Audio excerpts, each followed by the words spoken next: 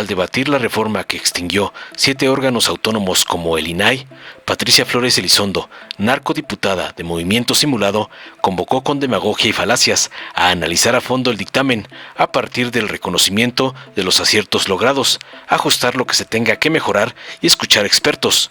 No existe un análisis preciso de qué funciones se duplican, cuáles son onerosas o irrelevantes. Tampoco hay una revisión seria de los recursos presupuestarios que se le destinan y mucho menos claridad de cuál sería el siguiente paso para mejorar la gestión. Espetó su cantaleta desesperada para servir a sus amos. Tras oír las barrabasadas y sandeces de la Equina Naranja, el diputado Mario Miguel Carrillo Cubillas, de Morena, afirmó contundente que la simplificación de los organismos constitucionalmente autónomos es una transición, fusión y una integración de las actividades que hoy tienen y que van a transitar hacia las dependencias de la Administración Pública Federal. Aclaró tajante que sus objetivos son eficientar las actividades de servicio público, evitar duplicidad dentro de los organismos y las dependencias, maximizar los recursos y garantizar el adecuado ejercicio del gasto público. Concluyó aseverando, entre otras cosas, para callar las mentiras del PAN naranja. Veamos enseguida cómo la Equina Naranja, imitadora de la Equina Caballán y chacha de pedante Delgado, es tundida por Mario Carrillo por defender al INAI, como le mandó su padrote, el narcoampón Claudio X González. Con su permiso, Presidenta. Hoy hemos sido convocados para discutir y votar sobre un conjunto de reformas constitucionales denominadas simplificación orgánica. ¿Pero qué es realmente esa mal llamada simplificación orgánica o administrativa? Es un proceso que implica un estudio y análisis a detalle de un conjunto de funciones y atribuciones que pueden realizarse de una manera más sencilla y menos costosa, tanto desde la perspectiva del gobierno, pero sobre todo con impacto y beneficios sociales y la facilidad para los ciudadanos de ejercer sus derechos fundamentales. ¿Hay algo de esto en el dictamen que hoy discutimos? La respuesta es un contundente no. No existe un análisis preciso de qué funciones se duplican, son onerosas o irrelevantes. Tampoco un ejercicio serio de revisión de los recursos presupuestarios que se le destinan, mucho menos claridad sobre cuál sería el siguiente paso de mejora de la gestión ni de objetivos de política pública. No hay una visión de futuro, sino solo una destrucción del presente. Detrás de esta mal llamada simplificación administrativa existen 3 principios que les encantan a la 4T y sus aliados: desmantelamiento, centralización y autoritarismo. Se trata del desmantelamiento de instituciones que nuestro país viene construyendo y perfeccionando desde finales del siglo pasado bajo el concepto de órganos constitucionales autónomos. Por supuesto que esta figura no es perfecta, pero es un diseño que se encontró en el marco de derecho constitucional mexicano y que justamente permite desarrollar un conjunto de funciones que requieren una especialización técnica y una visión imparcial. Estos organismos no son oposición de nadie, sino independientes en su funcionamiento. Este desmantelamiento implica pulverizar la confianza y certidumbre jurídica en torno a estos organismos, pero sobre todo implica destruir el talento y capital humano de servidores públicos que se han formado en las mejores instituciones educativas del país y que han dado un servicio a la sociedad. Todo esto con un plumazo caprichoso de ustedes, los de la 4T. Ya lo hicieron con el Poder Judicial y ahora lo harán con los organismos autónomos. Que un mandato provenga de una mayoría no significa que las decisiones y acciones de un gobierno sean democráticos. No nos dejemos engañar. Tomar las decisiones basadas en maximizar su rendimiento electoral nos impedirá ser un país desarrollado con crecimiento, inclusión y democrático. Hoy estamos ante la inminente desaparición de 7 órganos constitucionales autónomos. Para ejemplificar mis preocupaciones, déjenme aplicar mis ideas en uno de ellos, el Instituto Federal de Telecomunicaciones, que surgió de un proceso de transformación de la industria de telecomunicaciones en los años 90, mediante una privatización simple y llana, para lo cual gradualmente irse liberalizando para el ingreso de nuevas empresas en dicho sector. La falta de un regulador fuerte, independiente y técnico nos costó muchas oportunidades de desarrollo tecnológico, altos costos a los usuarios y, por supuesto, impidió que hubiera una inversión atractiva en el sector. Las reformas de 2013 y con la creación del Instituto Federal de Telecomunicaciones, el Estado mexicano puso énfasis en la urgente necesidad de ubicar a las telecomunicaciones como una de las palancas estratégicas para el desarrollo y crecimiento de nuestro país. Quieren desmantelar al Instituto Federal de Telecomunicaciones y así erradicar procesos y controles que se diseñaron para construir decisiones imparciales basadas en el análisis técnico especializado y ayudar así al al pueblo de México. Por ejemplo, en la actualidad las concesiones de radio y televisión se brindan bajo el cumplimiento estricto de reglas en el marco de una gestión especializada del espectro radioeléctrico y el análisis y la discusión de un órgano colegiado que su mayor interés es que haya servicios donde los intereses económicos no aplasten el interés público.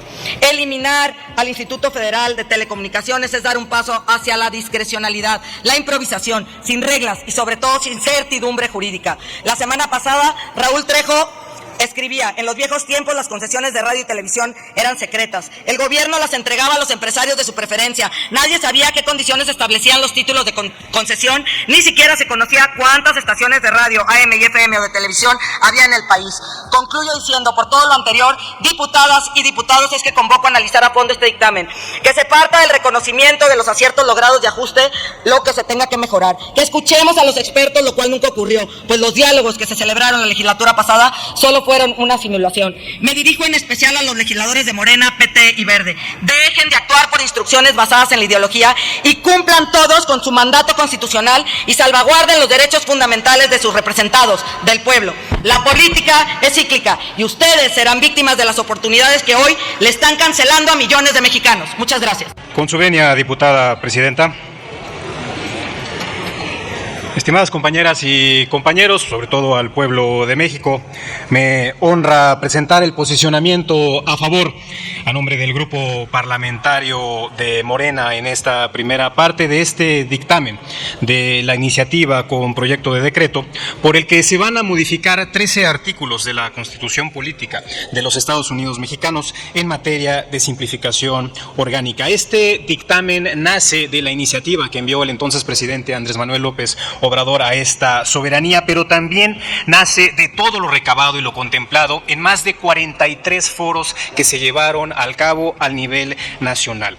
La simplificación orgánica de los organismos constitucionalmente autónomos es una transición, una fusión y una integración de las actividades y de las facultades que hoy tienen 7 organismos y que van a transitar hacia las dependencias de la Administración Pública Federal.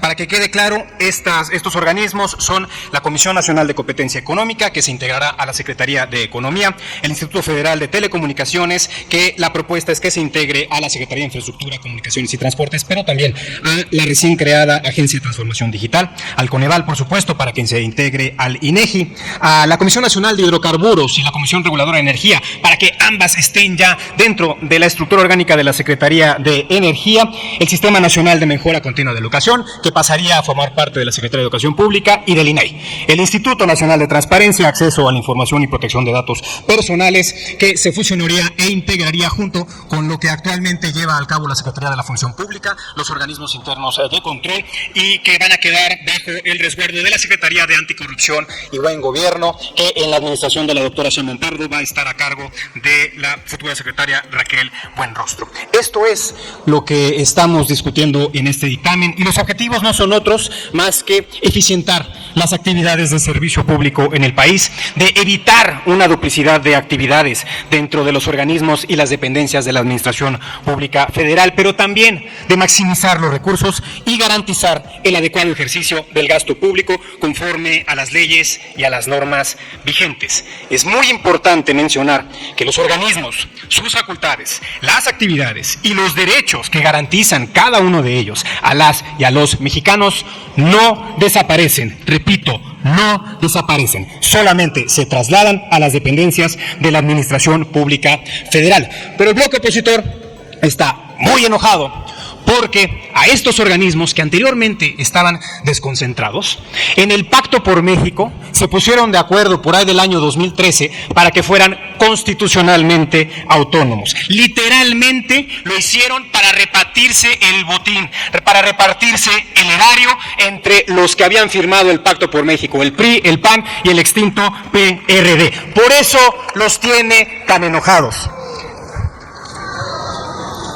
Para que quede claro, la autonomía constitucional que ustedes les dieron no quiere decir que puedan hacer lo que quieran presupuestariamente. Tienen que rendir cuentas, y eso es lo que va a pasar en esta propuesta de la integración de estos organismos. El pasado 2 de junio, Y digo, lo comento porque quien me antecedió a la voz habló de una mayoría artificial. Digo, que quede claro. El pasado 2 de junio, cerca de 36 millones de mexicanos votaron para que hoy la doctora Claudia Sheinbaum Pardo fuera nuestra presidenta de la República, de todas y de todos los mexicanos. Ustedes hablan de que tenemos una mayoría calificada artificial en el Congreso de la Unión. Déjenme les recuerdo. No es lo mismo representación que representatividad. Representación son los 300 distritos electorales federales de este país y nosotros, Morena, y con nuestros aliados del PT y del Partido Verde Ecologista, ganamos 256. No se confundan, compañeros y compañeras del bloque opositor. Nosotros sí representamos y defendemos los intereses del pueblo de México. Hoy estamos instaurando, por mandato del pueblo de México, la confirmación de la cuarta transformación de la vida pública que inició hace 6 años Andrés Manuel López Obrador y que hoy está consolidando la presidenta, nuestra presidenta, la doctora Claudia Sheinbaum Pardo. ¡Que viva nuestra presidenta Sheinbaum! ¡Que viva la cuarta transformación!